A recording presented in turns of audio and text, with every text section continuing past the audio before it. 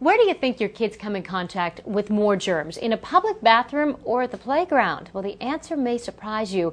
And Parents Magazine Health and Psychology editor Diane Dubrovner joins us now to tell us where the biggest germ zones are and how we can protect our kids. Thank you so much for coming in. Sure, my pleasure. Now, Parents Magazine published some research that uncovered where some of the germiest zones are that parents need to watch out for. Playgrounds was at the top of that list. Playgrounds or public restrooms? What's worse? Amazingly, playgrounds are worse.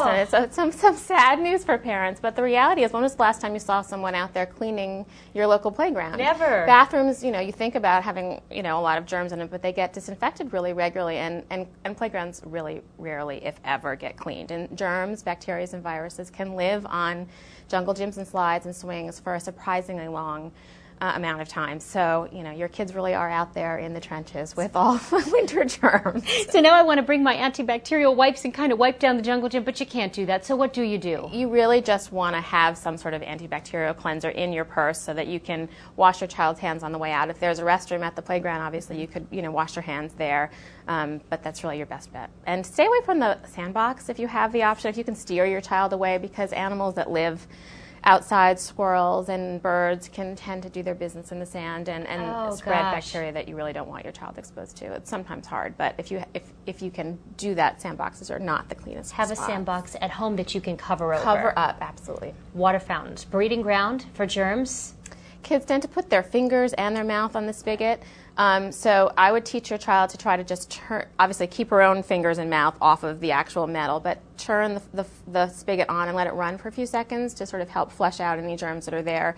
It's not 100% foolproof, but that will help. And this research actually found that water fountains are dirtier than public toilet seats? It's really kind of scary. That is so frightening. Okay, bottled water, right, from now on. And your own refillable bottles, that would be great. Now, we all know that shopping cart handles can be dirty in the grocery store, but a lot of bacteria can actually be living on there.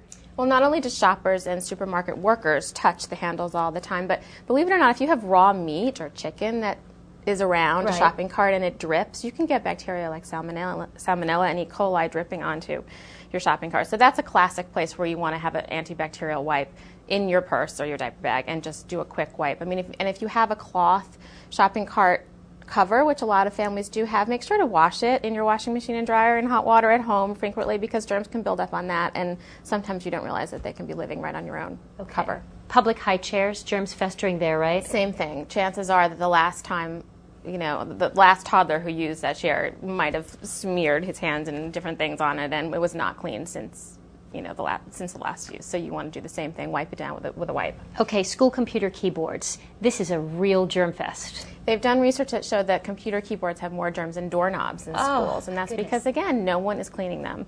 And there's not a lot of great advice other than to tell your child to avoid touching his or her hands to her mouth, nose, or eyes. That's really the major way that germs get into your body, and sort of one of the best tips you can give your child to help him stay healthy throughout his entire life is to just keep his hands away from his face. That's the way pediatricians and other doctors stay healthy, amazingly, that they see so many kids who are sick all winter. Just keep your hands away. All right, Diane Dubrovner, thank you so much for stopping by and giving us the 411 on the germy zones. I want to go wash my hands right now.